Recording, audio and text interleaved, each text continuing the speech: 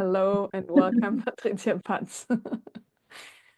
Hello, Julia. I just asked you, are you ready? And you said, well, I declare myself to be ready. How can I ever be ready? I think it speaks to who you are. It speaks to it just reminded me of your archetypal job title, which is you're an evolutionary crust blaster. Yes. Will you say something about yourself? I mean, I just want to say before that you have been here before. You have been in Radically Alive Women Edgecast before at the very early stages, so more than 2 years Mhm. ago. And I'm really glad that you're Wow. back or forward or here now. And will you say something about who you are right now? Who am I right now? The biggest question in the beginning. Yeah, I'm Patrizia. My name is Patrizia. I'm a trainer and a coach. This is my main job at the moment, and I'm in a transition. So perhaps in the future, this will not be my job anymore. But at the moment, I still, how do I say, identify myself with this job as a trainer and a coach. I live in Germany. I know Julia, I know you through the context of possibility management. We met there. We did trainings together. And I accompany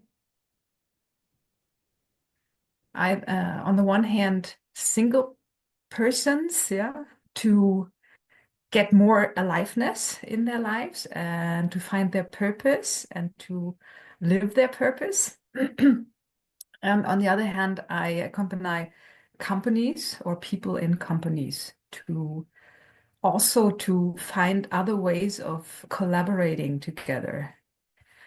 Because also in the business, we are in a transition time where old patterns don't work anymore and new patterns or new systems are not yet there. So I help people, yeah, I help people in transition times to get to their next version, I would say.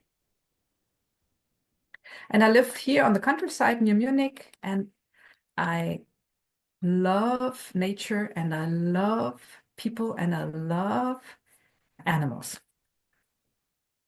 I could tell more, but I think these are the main points or the most important points Mhm. at the moment.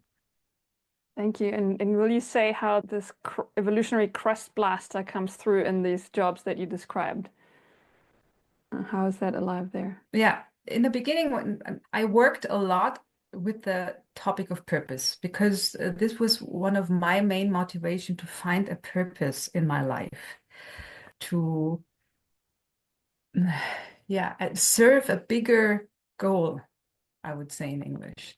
So I worked myself a lot with this topic or with this issue. And in the beginning, I thought that being a trainer and helping people getting more alive and getting more into their power is my vocation, is my purpose. And then at a certain moment in my life, I found out that no, trainer is just a way. What my real purpose is this crust blasting away crusts where, for example, conditioning through family or through culture um, uh, did not let the aliveness or what is true alive in people or in persons come through, and I blast these crusts so that aliveness can come through again. Perhaps you know these pictures of concrete, and then through the concrete, dandelion is Dandelion. coming through. Yeah, this is a picture of evolutionary crust blasting. There's this crust, and then, but life cannot be held back and comes through this conditioning, yeah, this concrete. Mm. This is my job. And I'm not doing this only when I'm giving a training or a coaching. It's happening where I am. And this is for me, it's a little bit of a difference. The Your purpose is something that is there with you, that comes through you. No matter if you are paid for it or if you are conscious about it, it comes through you because you are there. And the other thing is your job, where you consciously put this offer or this service into a form. I have two things come up at the same time, and I'll take one of them. And that's well, I'll park one question, and when I asked you, I love that you have this title, Evolutionary Crust Blaster, or I mentioned that's so radical. And you said, not necessarily. Can you say something about that? Crust blasting, the word sounds a little bit radical, but the way it could be very gentle. It could be a question that I ask a person, and this question is landing or is going through their box and is landing within them. And the question is working within them. And at a certain moment, it makes plop.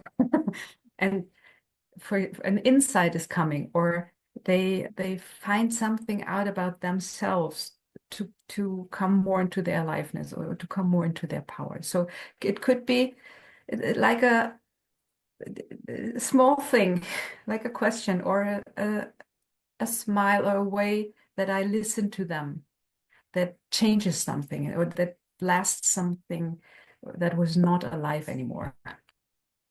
So I don't see it as something radical. It could be something very small, very leise, very Quiet or soft. Yeah.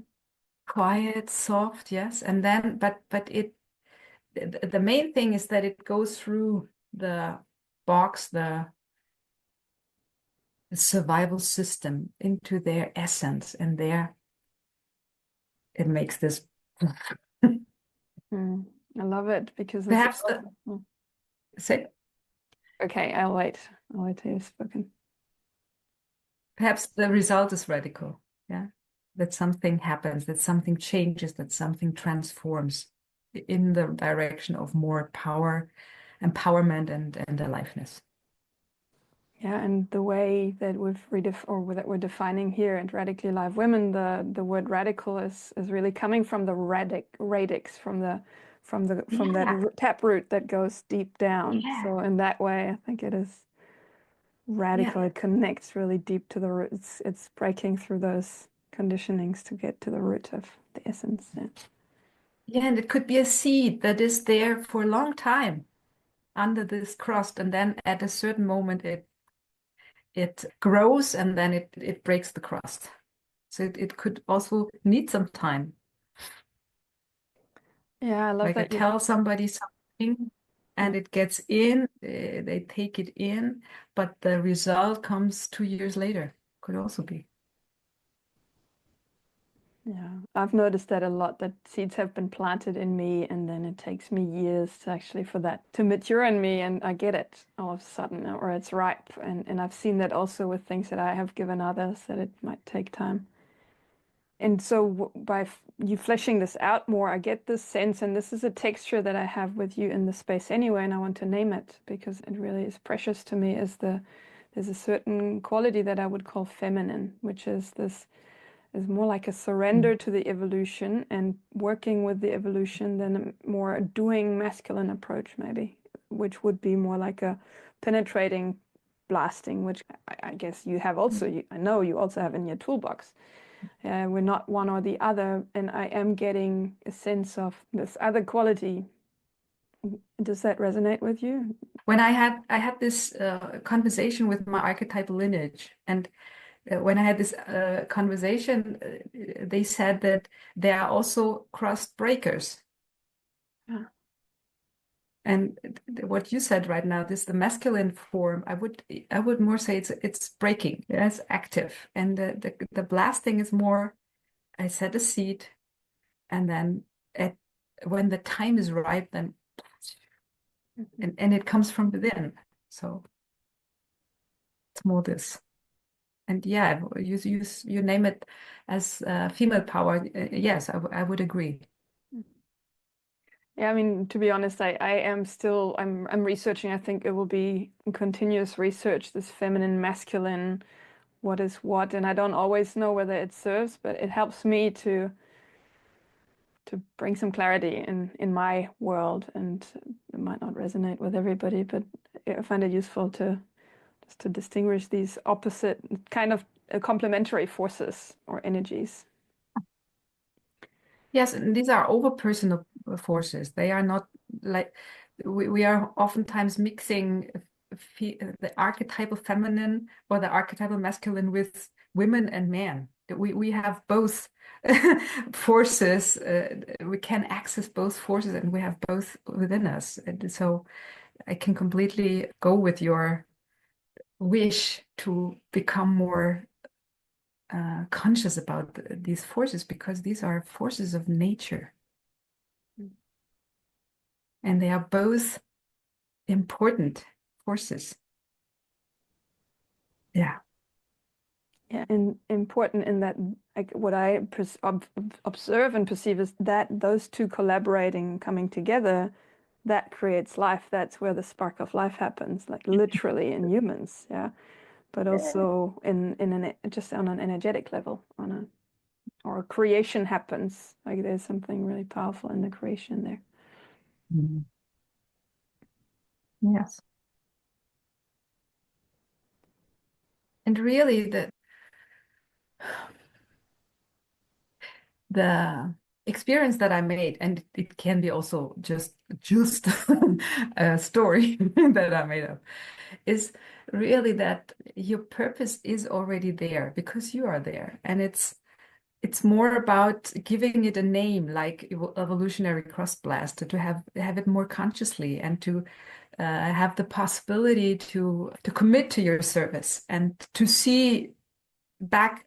I can look back in my life and can say, hey, even in the moment I came into this world, I was a cross blaster because I wasn't planned. My parents, they have already ended the plans to have children. They already had two children, and I wasn't planned. And then I came and I brought aliveness into their life. So I already blasted their crusts of what they planned.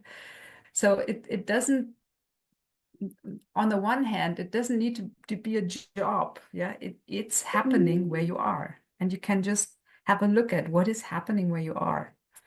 And it takes away this pressure of I need to find my purpose, and if I don't find my purpose, my life is in vain, was in vain, and so on. So I meet a lot of people who have this pressure in them, looking for their vocation or for their purpose, and to adopt this perspective that it is already there and you are doing it, but you're not conscious about it, and you can become conscious about it.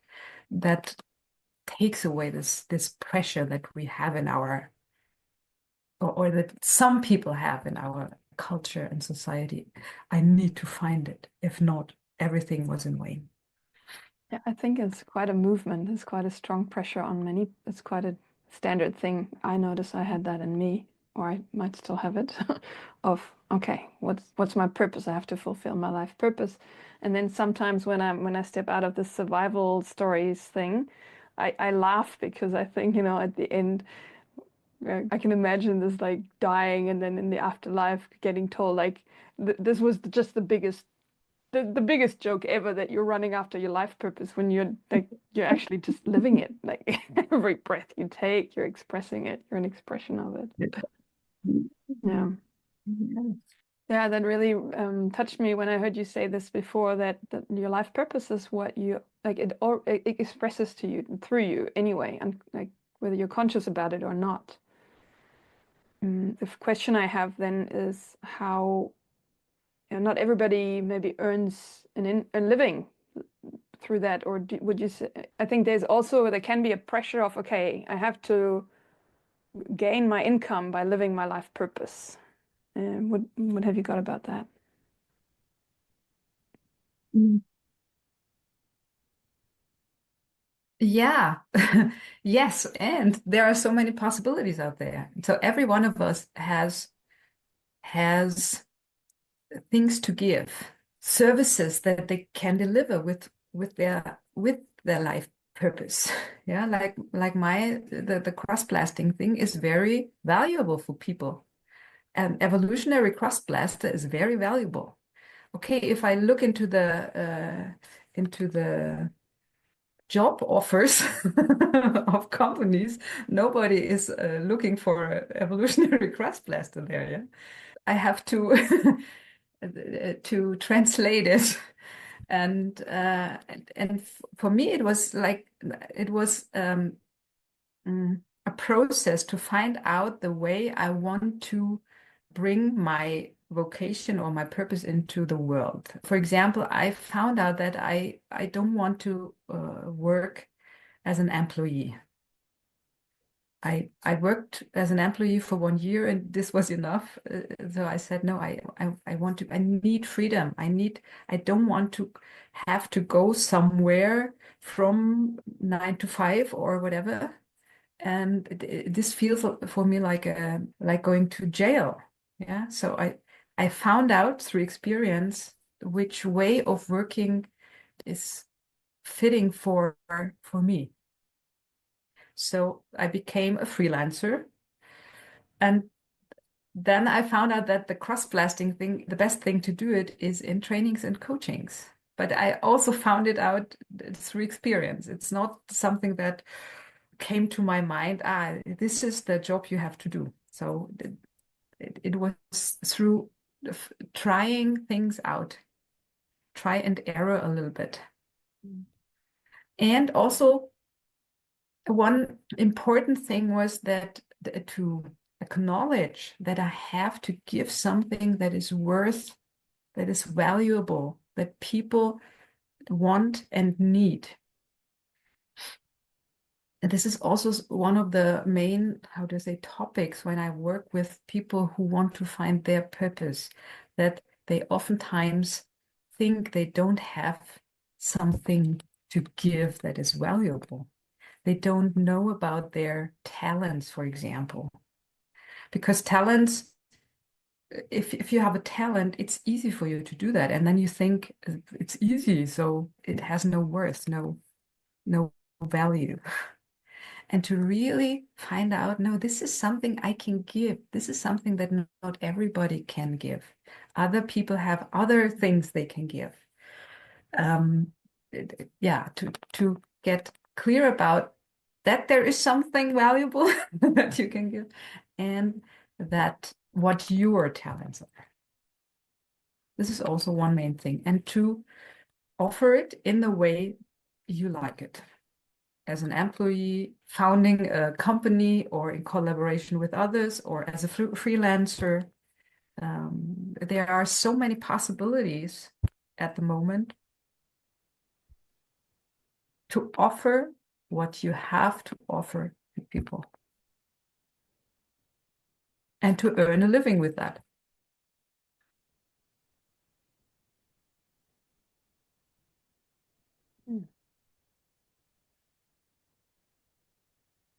In possibility management, we would say the non-material value that you have to offer. And you can exchange it for money if you want, or for another thing that you need.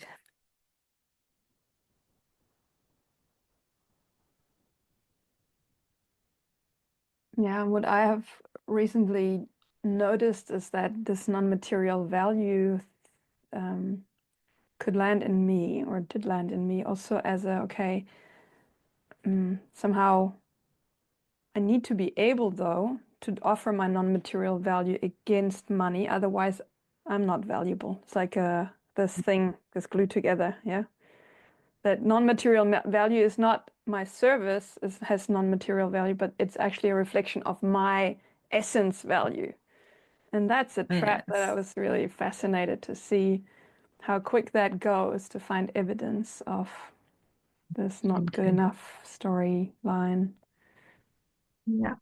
Yeah. Yeah, you see, as we are talking about the topic, you see that there are a lot of, or there can be a lot of old mind stuff or old decisions holding you back, finding out what your purpose is, finding out what talents you have, what non-material value you have to offer it for a certain amount of money. There are so many topics can work out in your life.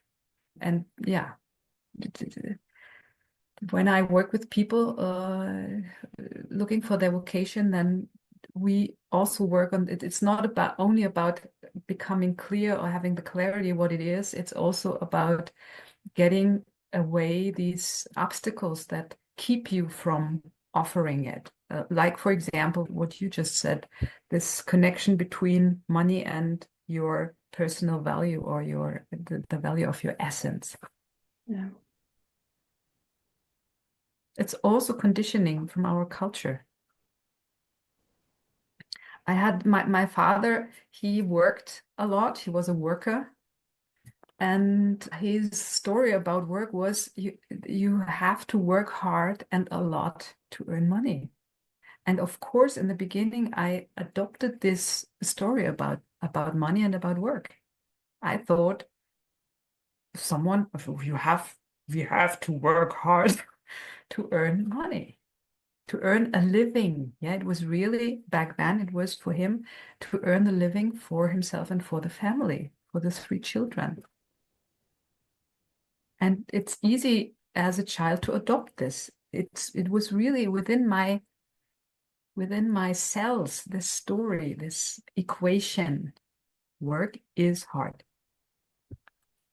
And that's a very common thing, especially in the German culture, but in pretty much all cultures that I know of, or the Western cultures. You have to work hard to earn a living and money. And how did you, I mean, can you say a bit more about how you detached that, or what the process was, or what kind of process people would go through with you to make this Yeah.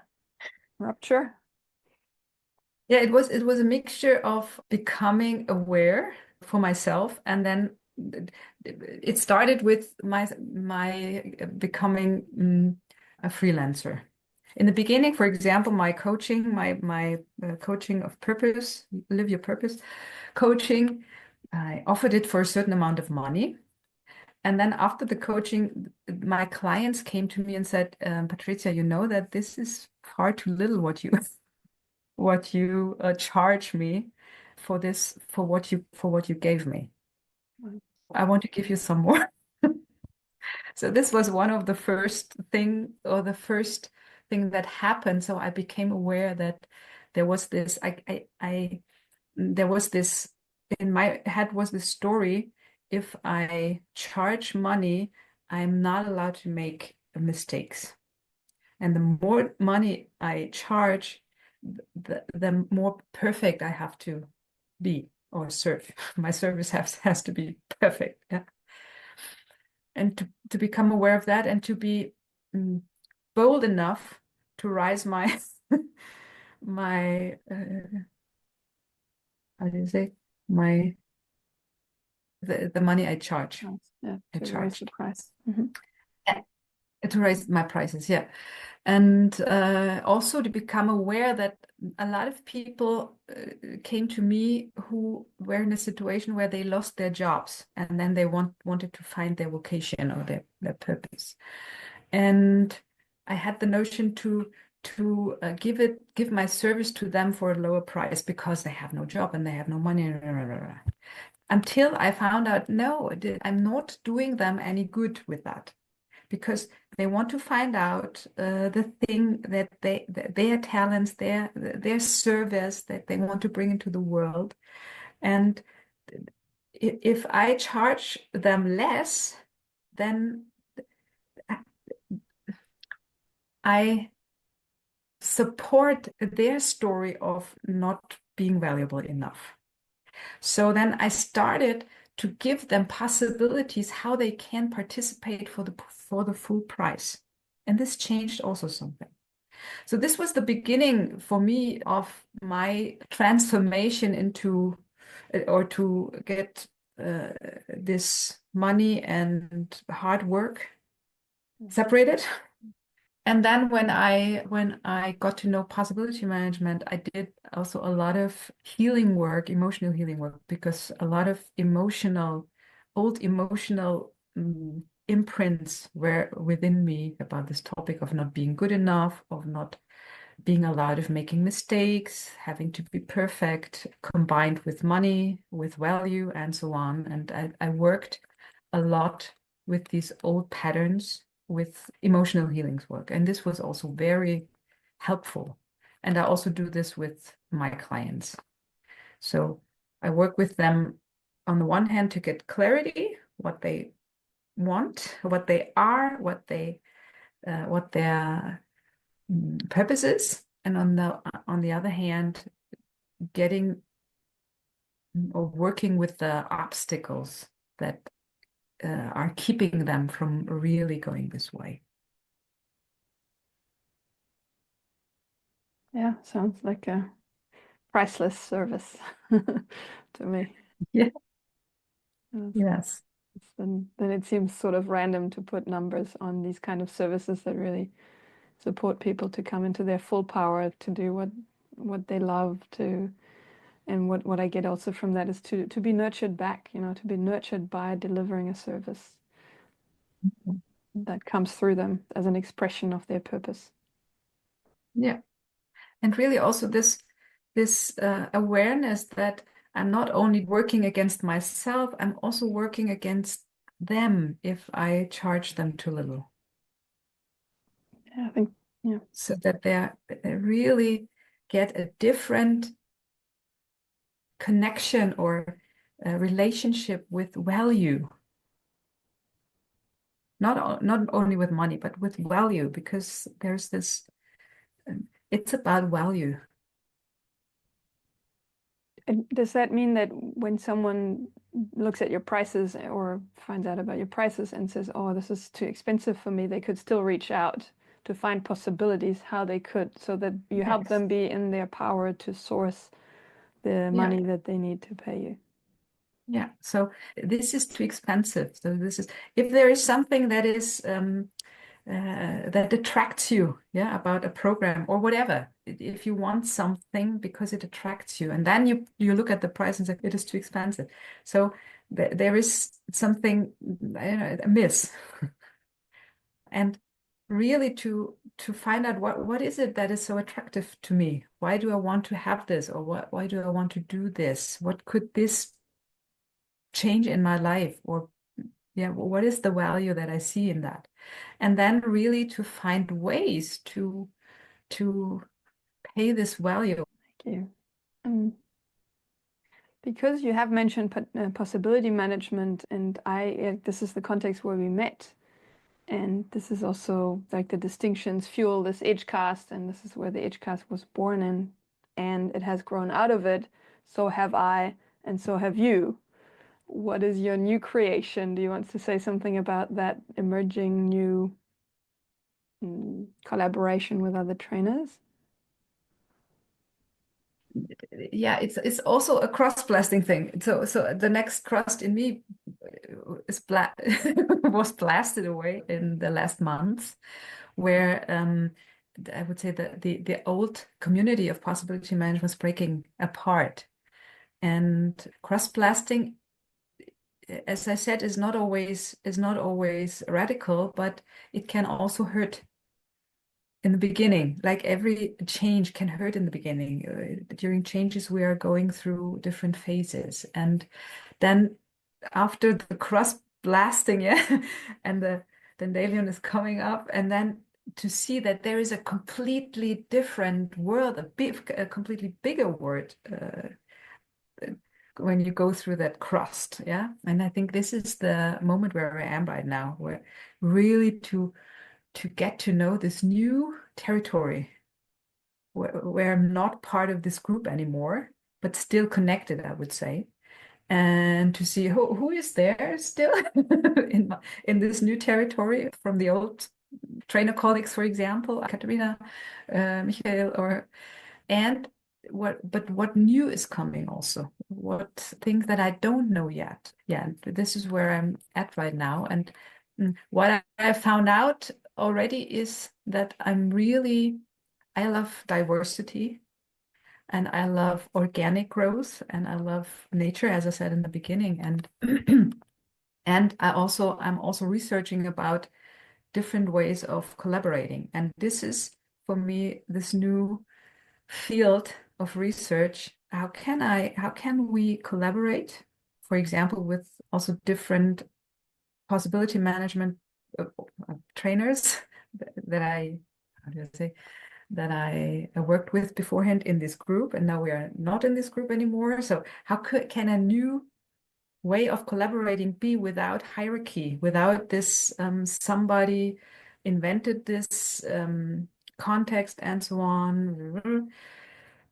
How can we work together in a synarchy or in a hierarchy so that we are all responsible and we are all on eye level, and we have all our individual qualities and still bring something together to the people. So this is a thing that I want to find out how it goes. This is a new way, a new perspective that I'm interested to research about. How can I be myself and part of a collaborative community? How does that work? Yeah, with a more diverse context, I hear also, yeah, with a more diverse approach, not one modality, let's say. It's more like different flavors, different modalities, different sources also coming in. Yeah. Mm. The richness that is within that. When I look through the window out in nature, there's also this collaborative of different flavors. Yeah. So, and every one of us, the trainers that I work with, still they also have other have knowledge of other contexts also. Like, for example, I did astrology and I did different other stuff, and everything comes together within me, and something new is coming out of that, or this special flavor is coming out of that. And collaborating together with other trainers who have also other contexts that they inherited somehow and combined is really, there's such a abundance in it. And really to handle this, to have this balance of still enough clarity and diversity, this is an interesting challenge at the moment. Not to say I am right and let's do it like this, but really see where's the Where the overlap, yeah, where the yeah, the overlapping, and what can be the richness of this overlapping field. And I can do something with my flavor, and you can do something with your flavor, and we can do something when we combine our flavors, something completely different, like that. and the taste again, like it brings in me again more this feminine approach of everythingness. Yeah, when we say archetypally, the feminine is everything and the masculine is nothing. You see this yes to everything, and the openness to find out what emerges then in this organic evolution, growth, experimenting place. Yeah.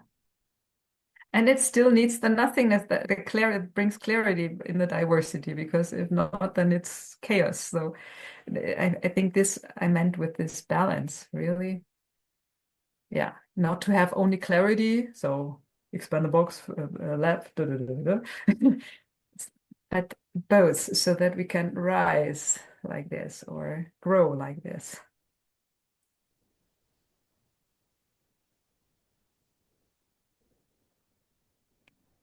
Thank you, Patrizia. Yeah, cool. Through this, yeah, through this conversation, a lot of what is going on in my life is getting clearer. I get words for it. Yeah, I'm grateful that you spoke. And is there one more thing, or what I like to ask, is there like one exercise or one small practice that someone that is totally lost with their purpose, like not seeing it, not being able to see it for themselves, that they could come closer to knowing it? Do you have something Mhm. for them? Yes, you can ask yourself, what is happening where I am? And it has nothing to do with your job. It can be also in your job, but what is happening where I am? What do people reflect on me or feedback on me? What do they? Why are they? Why do they want to be friends with me? This could be a question that you can ask yourself, or that you can work with for some times, and really look back in your life, and also have aware or put part of your awareness to in your everyday life. So what is happening there where I am? Why are the people around me together with me? Why me? There has to be something that they see in me, that they get from me, that they appreciate about me. What about you? Wonderful. Thank you so much, Patrizia. Yeah, you're welcome. Thank you for holding this space for this, for raw, so that the archetypal feminine, the feminine force is becoming more clear, more conscious in all of our lives, not only in women, but in the world. Yeah, my pleasure. That's my job. That's my purpose. Yeah, what's your purpose? What's By that? the way, I'm a multidimensional door to universal consciousness. Just that. say it again, a little bit slower, please. Yeah, a multidimensional door to universal consciousness. Yes, thank you. Cool. Thank you for opening that door. Welcome.